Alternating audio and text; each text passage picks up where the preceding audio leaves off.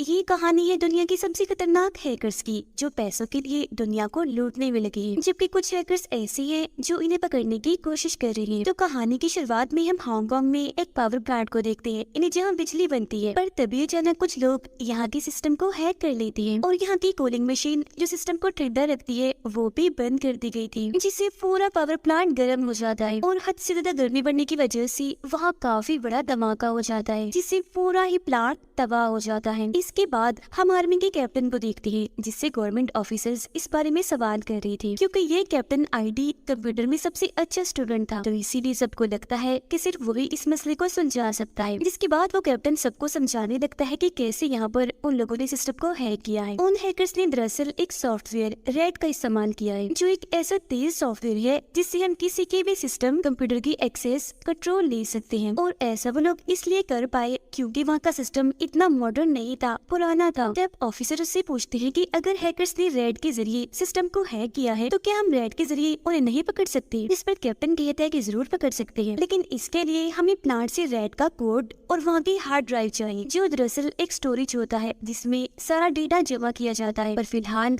हम वहाँ नहीं जा सकते क्योंकि पावर प्लांट की तबाह होने की वजह से वो जगह गर्म हो गई है और अब हमें जगह के ठंडा होने का इंतजार करना चाहिए। वो फिर सारी डिटेल्स एफबीआई को भी भेज देता है ताकि वो भी इस बारे में पता लगवा सके। एफबीआई वाले उसके पास कुछ कोड्स भेजते हैं, जिन्हें पढ़ते ही वो परेशान हो जाता है और सीधा अपनी बहन के पास आकर उसे सारी बात बताता है और ये भी कि मुझे तुम्हारी मदद चाहिए क्योंकि तभी मैं इस सारे मसले को सुलझा पाऊंगा। पर वो मना कर देती है कि मैं मसरूफ। तो वो दोबारा उसे समझाता है कि एफबीआई ने कुछ कोड्स मेरे पास भेजे थे, जिन्हें पढ़कर मुझे पता चला है कि वो हैकर्स बहुत ही खतरनाक है और उनका नाम ब्लैक हैट है, जिनका दिमाग काफी तेज चलता है और अगर इन्हें ना रोका गया तो ये क्या क्या करेंगे इसका अंदाजा किसी को भी नहीं। और इस काम के लिए मुझे कोई भरोसेमंद और कंप्यूटर की माहिर चाहिए जो मेरे लिए तुम हो, तो मेरा साथ दो। जिस पर अब की बार वो मान भी जाती है। तभी इन्हें पता चलता है कि उन हैकर्स ने शेयर की मार्केट में भी छेड़छाड़ की है, चीजों की कीमतों को उलट पुलट करके रख दिया है। ये जानते ही पहुंच जाते हैं एफबीआई के पास, जहाँ इनकी मुलाकात एफबीआई की एजेंट से होती है, जिस पूरे ही मसले को देख रही थी। कैप्टन उसे कहता है कि मैं उन्हें ढूंढ लूंगा, पर इसके लिए मुझे एक आदमी की जरूरत है जिसका नाम निकोलस है, जो कभी हैकर हुआ करता था। उसका नाम सुनकर एफबीआई एजेंट भड़क जाती है कि अभी निकोलस तुम्हें नहीं मिल सकता, वो भी जेल में है। तुम्हें अंदाजा नहीं उसने कितने बैंक्स लूटे, कितना पैसा कमाया, इतनी सफाई से सब किया कि किसी को पता भी न चला। तो मेरा नहीं ख्याल कि वो तुम्हारे काम आ सकता है। तब कैप्टन कहता है कि जब मैं MIT में था तब मैंने और उसने मिलकर एक किताब लिखी थी जिसमें ज्यादा काम उसका ही था और उन्हीं चीजों का इस्तेमाल इन हैकर्स ने भी किया है। तो अगर हमें उन चिराग हैकर्स तक पहुँचना है तो उनसे भी तेज इंसान की हमें जरूरत है, जो और कोई नहीं बल्कि निकोलस है। अब उसकी ये बातें एजेंट को समझ आ जाती है,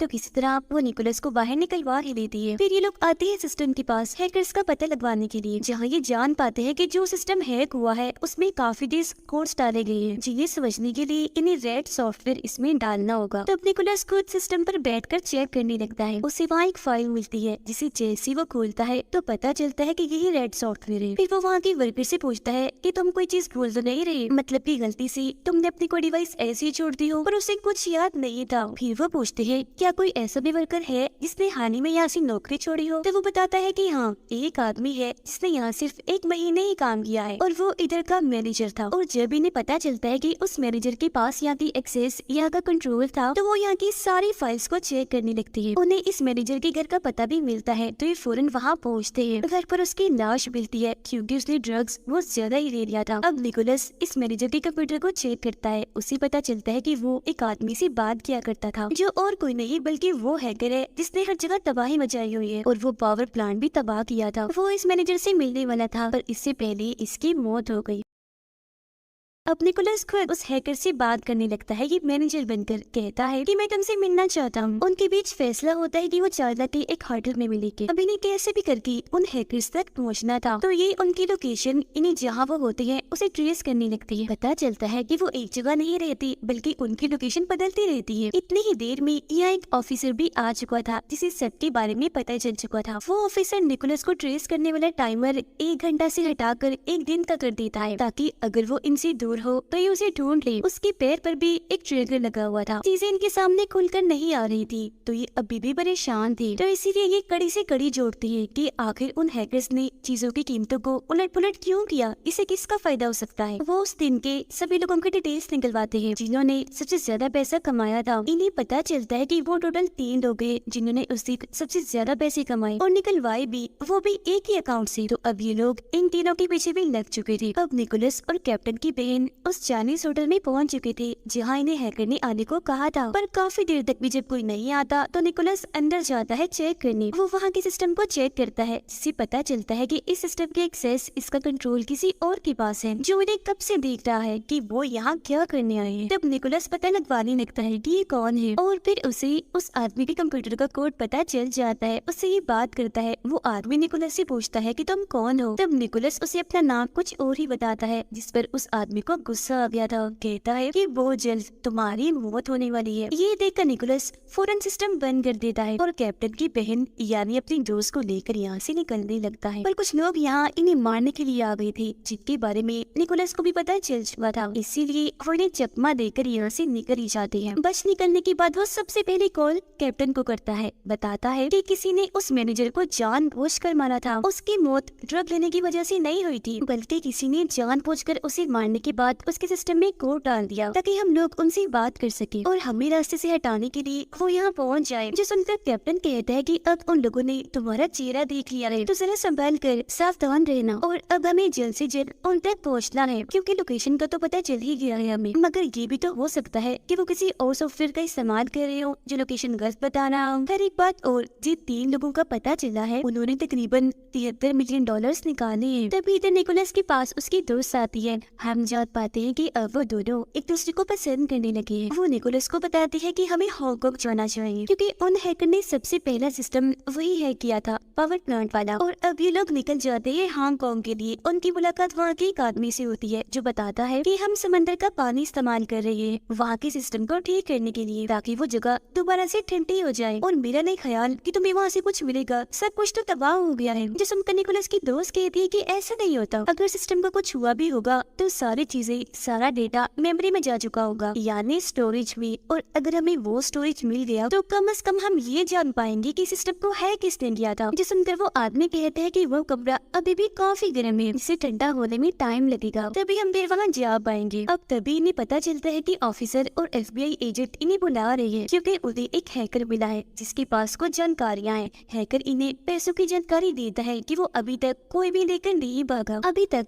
वो अकाउंट में ही है। तब निकोलस उससे पूछता है कि क्या आप बता सकते हैं कि तीनों आपस में बात कैसे करते हैं। हैकर कहता है कि वो बात नहीं करते, बस मिलते हैं। FBI एजेंट निकोलस से पूछती है कि तुम भी तो एक हैकर हो ना और ये काम तुम पहले भी कर चुके हो, तो अगर उन लोगों की जगह तुम होते तो क्या करते। निकोलस बताता है कि मैं जितनी जल्दी हो सके पैसों को लेकर गायब होता क्योंकि पैसों के साथ कुछ भी हो सकता है और पैसों की मदद से मैं पकड़ा भी जाता। यहाँ अब निकोलस को सारी बातें समझ आने लगती है। वो कहता है ये 3 लोग नहीं है बल्कि कोई इनका हेड भी है जो इन्हें बता रहा है कि क्या करना है। जब भी तो पैसे अभी तक अकाउंट में ही पड़े हैं। अब ये लोग उनके सारे डेटा को ट्रैक करने लगते हैं, इनको कहाँ जाते हैं, जिससे पता चलता है कि ये 3 अलग अलग जगहों पर जाते हैं और फिर एक जगह आकर तीनों लोग मिलते हैं। मगर इन्हें ये पता नहीं चल रहा कि ये लोग आखिर हैं कौन और वो कौन सी जगह है जहाँ ये लोग आपस में मिलते हैं।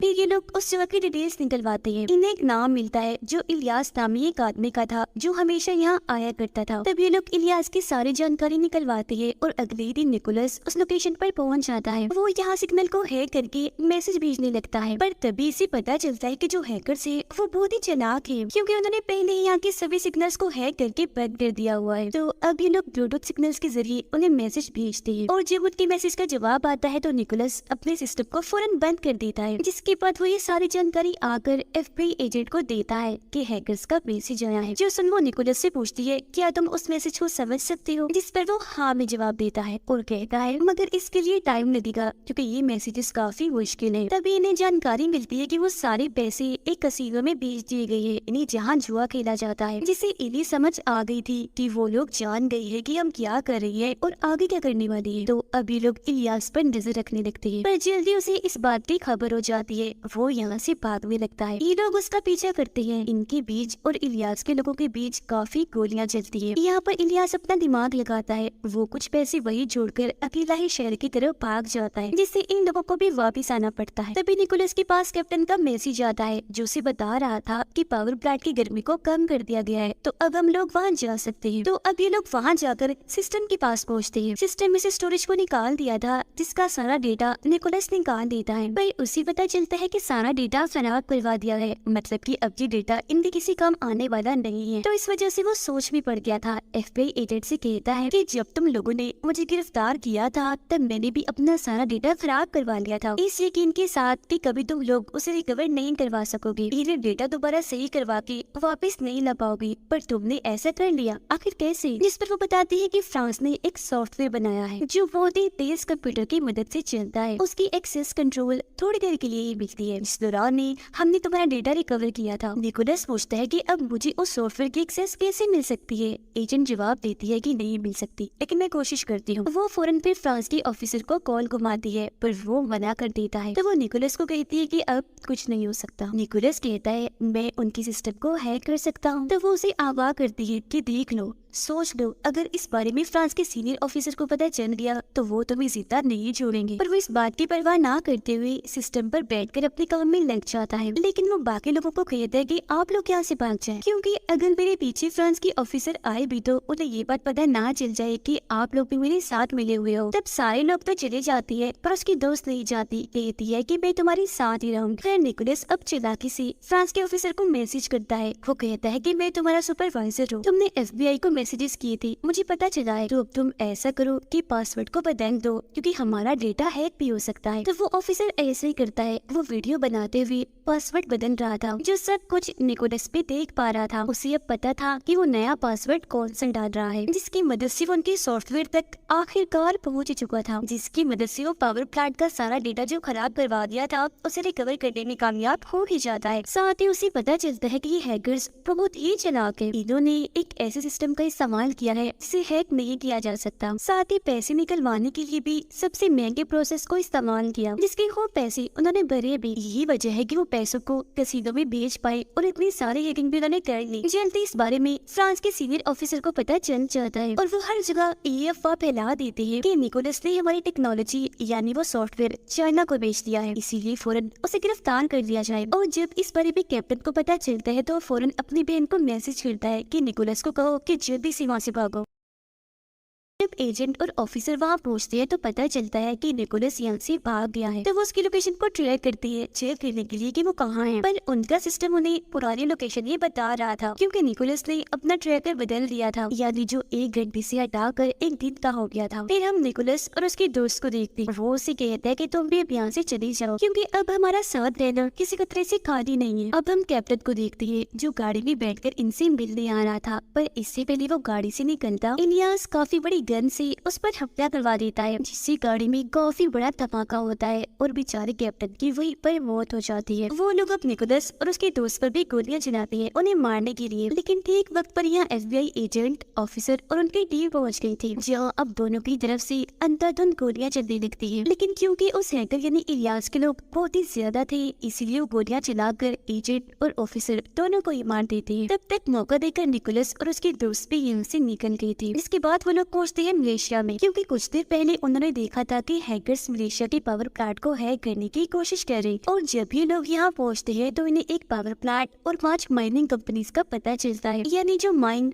कान में खुदाई करवाती थी। यहाँ अब निकोलस को सारी बात समझ आ जाती है कि उन लोगों ने हांगकांग वाले पावर प्लांट को जानबूझकर हैक किया था, क्योंकि वो देखना चाहते थे कि हम हैकिंग कर सकते हैं या नहीं, और यहाँ भी वो यही करने वाली है। वो यहाँ के सिस्टम को हैक करेंगी, पावर प्लांट और सारी माइनिंग कंपनीज में पानी भरेंगे, जिसके बाद यहाँ के हालात खराब हो जाएंगे, सारी चीजों की कीमतें गिरने लगेंगी, और जब हर चीज का दाम कम होगा तो तब वो लोग यहाँ अपने $73 मिलियन का इस्तेमाल करेंगे और अपने पैसों को इतना बढ़ावा देंगे जितना किसी ने सोचा भी नहीं होगा। होगा, पर हमने अब उनके सारे प्लेन्स पर पानी फेरना है। जन इन्हें पता चल जाता है कि वो सारे हैकर्स इंडोनेशिया में हैं, तो इसलिए अब ये लोग भी वहाँ पहुँच गई थी और पता लगवाने लगती है कि उनके सिस्टम में घुसा कैसे जाए, जिसके लिए प्लान के मुताबिक एक एक्सीडेंट करवाते हैं। और जैसे ही सारे लोगों का ध्यान उस तरफ जाता है तो मौका देकर निकोलस कंट्रोल रूम में घुस गया था और अब इसके पास उनके सिस्टम की एक्सेस आ गई थी। अब पूरा सिस्टम चेक करने पर सारी जानकारी इसके सामने आ जाती है। पता चलता है कि उन लोगों ने अपने $73 मिलियन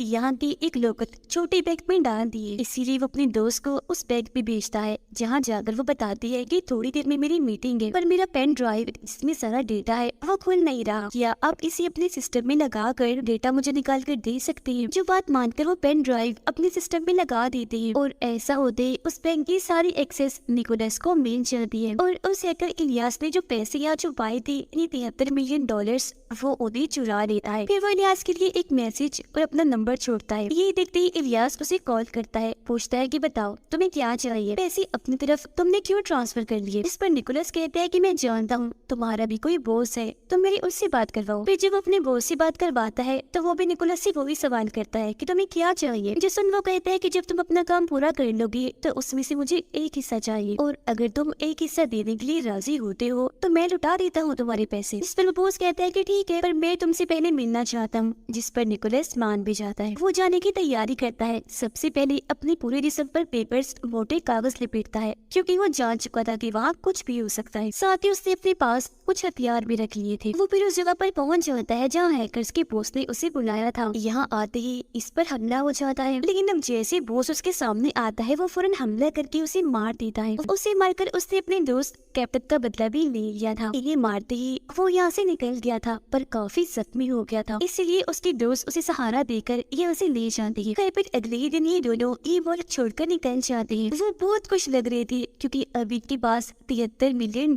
है और तो पुलिस भी इन्हें नहीं ढूंढ सकती, तो अब ये इन पैसों के जरिए खूब ऐश करेंगे। पर फिर भी कोई और मसला ना खड़ा हो जाए, ये पैसे लेकर यहाँ से फरार हो जाते हैं और इसी के साथ ये कहानी इधर ही खत्म हो जाती है।